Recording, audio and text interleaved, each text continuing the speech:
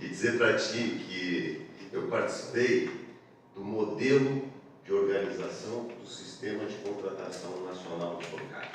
Tá? Então, o modelo até 87, 88, a gente fazia greve, ia para o meio da rua e tinha dissídio espalhado pelo Brasil inteiro. A Caixa Econômica estava de um lado, o Banco do Brasil do outro, os bancos privados dos outros e os bancos estaduais de outro. Tá? Então a negociação era completamente segmentada. E no primeiro momento a gente lutou muito para fazer a negociação em nível nacional. A primeira coisa que a gente conseguiu em 89 apresentou, e aí os mais velhos talvez lembrem, do contrato coletivo articulado nacional, modelo italiano, e que foi isso de um certo modelo organizado. Dessa relação a gente conseguiu unificar a campanha, primeiro dos bancos privados em 1990, né, para 91, porque até então era dissídios espalhados pelo Brasil inteiro, tá? Nos vários estados. E depois ainda a luta para romper, para colocar na mesa única a Contec e o Banco do Brasil. Né?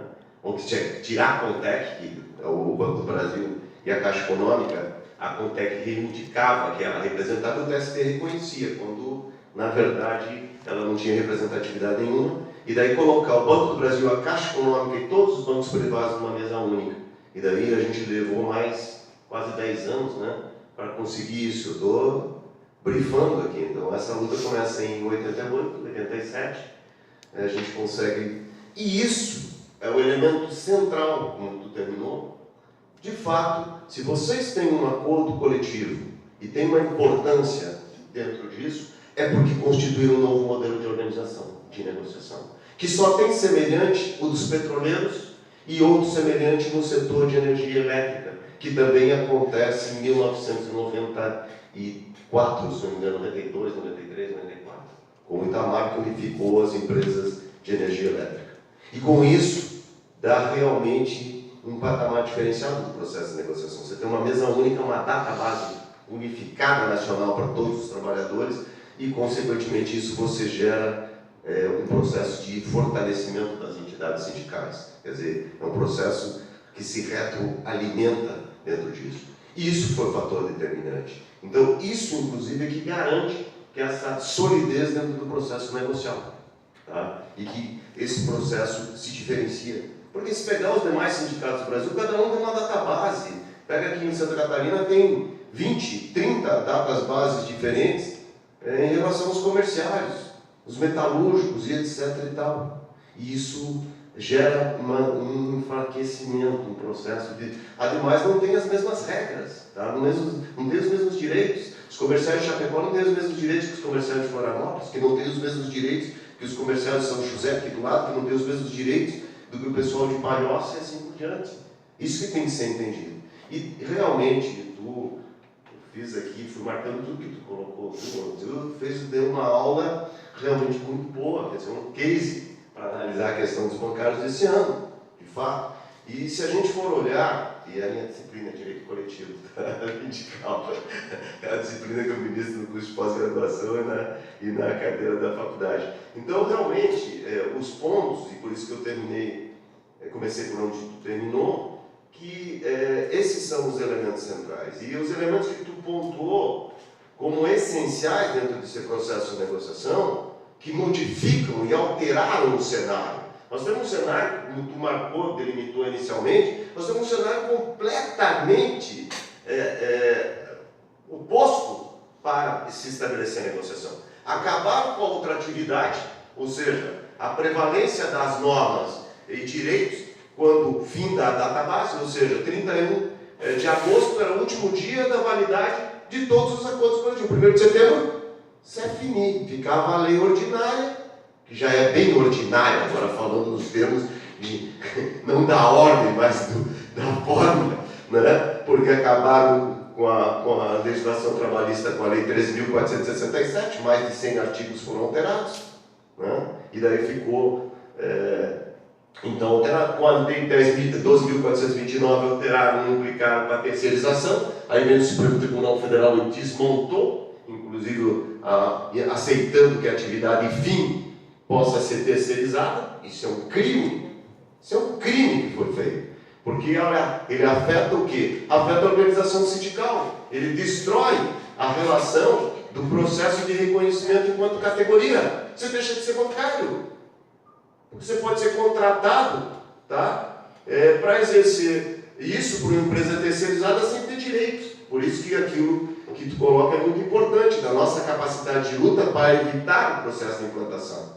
A relação do hipersuficiente. Agora ninguém mais é frágil, no sentido do hipossuficiente, como era assim entendido na relação trabalhista. Mais frágil. Porque quem é mais forte? Quem é mais forte é o capital. É aquele que tem todo o poder de estabelecer o processo de exploração. Não, hoje, até 6 meses eu posso estabelecer banco de horas sem sindicato, aí aqueles que ganham mais, como tu colocou, estão fora, e daí 90 e poucos % da categoria, como tu disse. Então, fim da ultratividade, processo que tem de privatização, processo da relação do hipersuficiente, o processo que ataca, não reconhecendo que os acordos possam ter validade, tá? Implica que hoje nós temos só a capacidade da correlação de força ou da nossa conflitividade como elemento central para a garantia de direitos.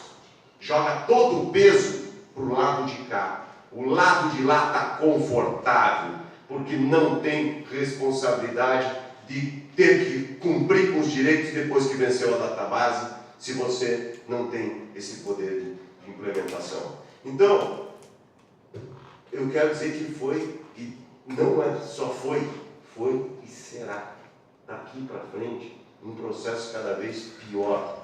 Pior ainda porque os sinais que se avizinham para frente são ainda mais terríveis, quando estamos falando, inclusive, na possibilidade de você se filiar em qualquer sindicato que queira, tá? Com a tal da carteira verde e amarela, que também não precisa nem cumprir com os direitos que estão na CLT. Tá? 2 carteiras, a azul que cumpre com os direitos que estão na CLT, e a carteira verde e amarela que não precisa mais cumprir com os direitos da CLT, só os direitos que estão inseridos na Constituição Federal, que são cláusulas pétreas. E você se filia a qualquer sindicato que tu quiser, ou seja, rompe com o conceito de categoria, com o princípio da unicidade sindical e com o princípio da organização verticalizada. O cenário é muito ruim para frente. Tá? A gente não pode imaginar. E dentro do cenário que foi colocado e desenhado, sem sombra de dúvida, o que se estabeleceu foi algo de que as garantias, inclusive eu não acho que foi ruim, no meu modo de entender a avaliação, estabeleceu um acordo de validade de 2 anos. Tá? Porque eu não sei que cenário eu vou ter a partir da eleição agora. Tá? Que cenário se avizinha? Então, particularmente, não fui consultado, eu nem estou aqui avalizando ou criticando, não. Eu estou fazendo considerações e análise a partir do que você colocou, e quero dizer assim, que a avaliação que você fez, eu concordo inteiramente, vendo os cenários de outras categorias que nós estamos negociando aqui, ou mais, de categorias que nós não estamos conseguindo negociar. Eu posso dizer muitas, que infelizmente os patrões dizem, está tudo muito bom, está tudo muito bem, mas realmente eu não vou negociar. Tá? Ponto. E daí você vai para o Tribunal do Trabalho, para dissídio coletivo, que lá atrás nós abolimos essa questão, e hoje piorou, porque a partir da emenda constitucional 45, eu já estou finalizando, tá? Senão ele me corta o ponto aqui. A partir da emenda constitucional 45, tá? De 2004, o que se estabeleceu? Para entrar com o dissídio coletivo, eu tenho que ter a concordância da parte contrária. Se a parte contrária diz, não tem acordo, extingue-se o dissídio sem julgamento das reivindicações e mantém-se o quê? Apenas a lei 13.467, que capou todos os direitos e aqueles direitos constitucionalmente estabelecidos. Ou seja, nem dissídio coletivo necessariamente eu posso ter julgado, porque eu dependo da vontade da outra parte a partir do que está disposto no artigo 114, parágrafo 2º da Constituição. Por aqui eu paro, e até porque eu estou apenas, de uma certa forma, complementando e dizendo que, com todas as dificuldades que a campanha possa ter se estabelecido, e com esse cenário adverso, com esses elementos que foram construídos antes até mesmo da reforma, com o fim da terceirização, e com outras, o fim da súmula 277, que é outra atividade, que foi o Gilmar Mendes que capou essa súmula, tá? Que garantia a validade das cláusulas, mesmo que depois expirado esse prazo, e que na reforma da Lei 13.467 foi estabelecido outra coisa. Aí eu termino mesmo. Foi estabelecida a proibição de incluir, tá, em cláusulas de acordo coletivo a outra atividade, a outra vigência das normas. Um verdadeiro paradoxo, um verdadeiro absurdo, porque você de um lado fala da autonomia privada coletiva, ou seja, a autonomia que as partes têm para negociar, e ao mesmo tempo você proíbe essa autonomia dizendo, isso você não pode negociar. Então, esse é o mundo real.